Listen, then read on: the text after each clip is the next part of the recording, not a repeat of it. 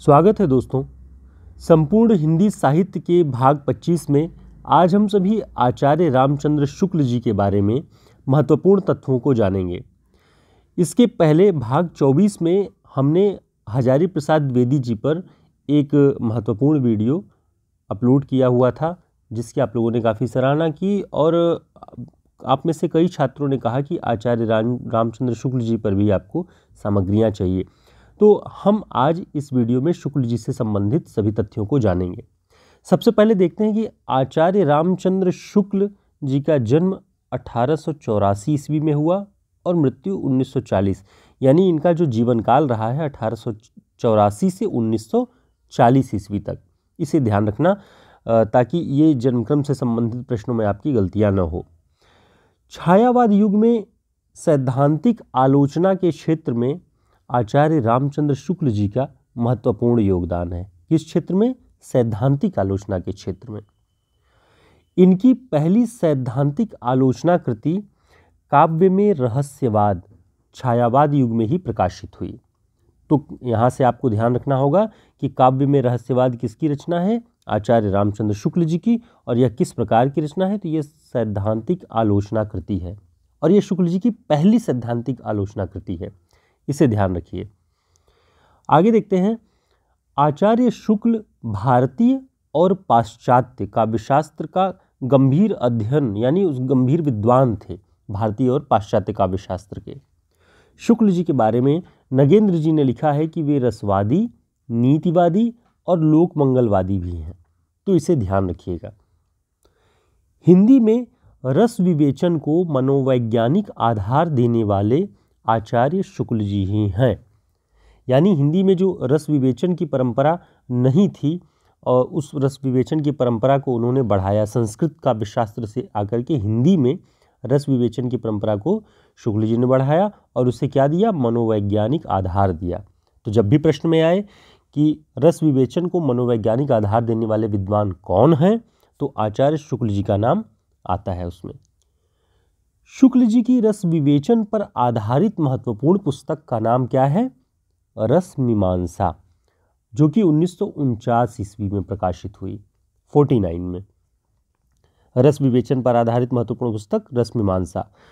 अब आगे देखते हैं कि उन्होंने क्रोचे के अभिव्यंजनावाद, ये पिछले वीडियो में भी हमने बताया था आपको कि क्रोचे के अभिव्यंजनावाद और कुंतक के वक्रोक्ति सिद्धांत का तुलनात्मक विवेचन करके क्रोचे के अभिव्यंजनावाद को भारतीय वक्रोक्ति सिद्धांत का विलायती उत्थान माना।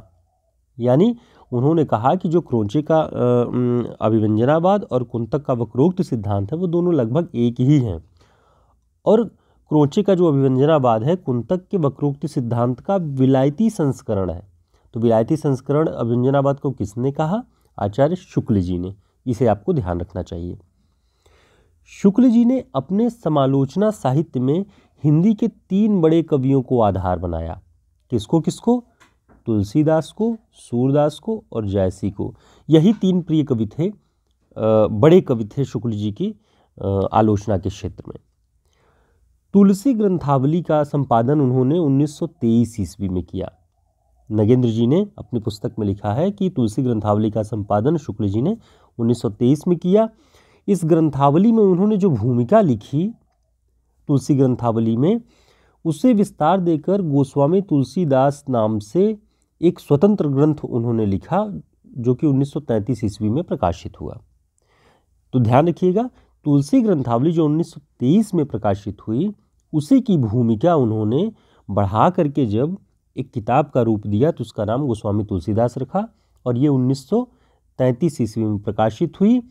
और तुलसीदास जी उनके प्रिय कवि हैं। आचार्य रामचंद्र शुक्ल जी के प्रिय कवि कौन हैं? गोस्वामी तुलसीदास। आगे उनकी रचनाओं के बारे में देखते हैं कि उन्होंने तुलसी ग्रंथावली 1923 के अतिरिक्त जयसी ग्रंथावली का संपादन किया 1925 में। सूरदास जी के पदों की जो संग्रह है उसका जो संपादन किया भ्रमर गीत नाम से 1926 में, यानी 25 में जयसी ग्रंथावली और 26 में भ्रमर गीत सार। और हिंदी साहित्य का इतिहास जो उनका प्रसिद्ध है वो 1929 का है। इसे ध्यान रखिएगा। उनके निबंध कविता क्या है सरस्वती 1908 में प्रकाशित हुई, सरस्वती पत्रिका में। और एक साहित्य नाम से उनका जो निबंध है वो सरस्वती में 1914 में प्रकाशित हुआ। और इन्हीं दोनों निबंधों की वजह से नगेंद्र जी मानते हैं कि वे काव्यशास्त्री विद्वान के रूप में प्रतिष्ठित हुए। ठीक, कविता क्या है? सरस्वती में 1908 में प्रकाशित हुई थी, बहुत महत्वपूर्ण निबंध है। और साहित्य सरस्वती पत्रिका में 1914 में। ध्यान रखिएगा, नोट कर लीजिएगा। दोस्तों, हमारे टेलीग्राम चैनल और व्हाट्सएप ग्रुप को भी ज्वाइन कर लीजिए ताकि आपको सही समय पे जानकारियाँ मिलती रहें। और अगर आप नोट्स चाहते हैं तब भी आप हमारे व्हाट्सएप नंबर जो डिस्क्रिप्शन बॉक्स में है उसे संपर्क कर सकते हैं। आपको महत्वपूर्ण जो भी हम अपनी क्लासेस पढ़ा रहे हैं उनका कलेक्शन आपको मिल जाएगा ताकि आप एग्ज़ाम टाइम में रिवीजन कर सकें, आसान हो आपके लिए रिवीजन। तो आगे बढ़ते हैं। उनके श्रेष्ठ मनोवैज्ञानिक निबंध, शुक्ल जी ने मनोवैज्ञानिक निबंध लिखे, आप सभी जानते हैं। मनोवैज्ञानिक निबंध जब वो लिख रहे थे उसका टाइम पीरियड क्या था? 1912 से 1919 ईस्वी के बीच में जो भी निबंध उन्होंने लिखे वो मनोवैज्ञानिक कोटि के थे।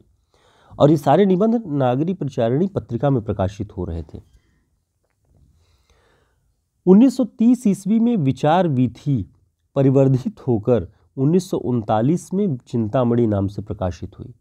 अब देखिए, बहुत महत्वपूर्ण बात है कि शुक्ल जी ने जो अपने निबंधों का संग्रह किया उसका नाम उन्होंने खुद विचार वीथी दिया, जो 1930 में प्रकाशित हो चुका था। बाद में अपने सहयोगियों और तमाम अन्य विद्वानों के कहने पर उन्होंने उसका नाम बदलकर चिंतामणि कर दिया, जो कि 1939 ईस्वी में प्रकाशित हुई। ठीक, तो आपको ध्यान रखना है कि चिंतामणि का एक और नाम क्या है? विचार वीथी। शुक्ल जी ने हैकल के रिडल ऑफ द यूनिवर्स का अनुवाद विश्व प्रपंच नाम से 1920 ईस्वी में किया। तो ध्यान रखना है, विश्व प्रपंच किस रचना का अनुवाद है? Riddle of the universe. और रिडल ऑफ द यूनिवर्स किसकी रचना है? हैकल का। और उसे शुक्ल जी ने 1920 ईस्वी में अनुवाद किया उसका। आगे देखते हैं। तुलसीदास जी की आलोचना में शुक्ल जी का प्रिय जो शब्द है, बीज शब्द, वो क्या इस्तेमाल करते हैं? लोकधर्म। सूरदास जी की आलोचना में आचार्य शुक्ल जी कौन सा बीज शब्द इस्तेमाल करते हैं? जीवनोत्सव। इसीलिए आचार्य शुक्ल जी ने सूरदास को जीवनोत्सव का कवि कहा है, भावाधिपति कहा है सूरदास को, जीवनोत्सव का कवि और भावाधिपति। इसे आप ध्यान रखिएगा। जैसे कि आलोचना में उन्होंने जो बीज शब्द और मूल शब्द इस्तेमाल किया वो प्रेम की वेदना। और घनानंद के बारे में वे लिखते हैं अपने हिंदी साहित्य के इतिहास में कि घनानंद को वे साक्षात रसमूर्ति और जमादानी का दावा रखने वाला अन्यतम कवि कहा। शुक्ल जी ने घनानंद को साक्षात रसमूर्ति और जमादानी का दावा रखने वाला अन्यतम कवि कहा। इस तरह शुक्ल जी से संबंधित आज हमने बहुत महत्वपूर्ण तथ्यों को देखा जो कि नगेंद्र जी की पुस्तक से है, प्रामाणिक है। आप इन्हें नोट कर सकते हैं, परीक्षाओं के लिए आपके लिए बहुत उपयोगी होगा। और चैनल को अगर आपने सब्सक्राइब नहीं किया है तो सब्सक्राइब कर लीजिएगा, वीडियो को लाइक ज़रूर कर दीजिए। जो भी आपकी राय हो, जो भी आपकी टिप्पणी हो, वो आप हमें ज़रूर बताएं ताकि हम आगे उनमें सुधार करके उन पर काम कर सकें। फिर मिलते हैं एक नए आलोचक, एक नए कवि के साथ अगले वीडियो में। तब तक के लिए आप लोगों को ढेर सारी शुभकामनाएं। नमस्कार।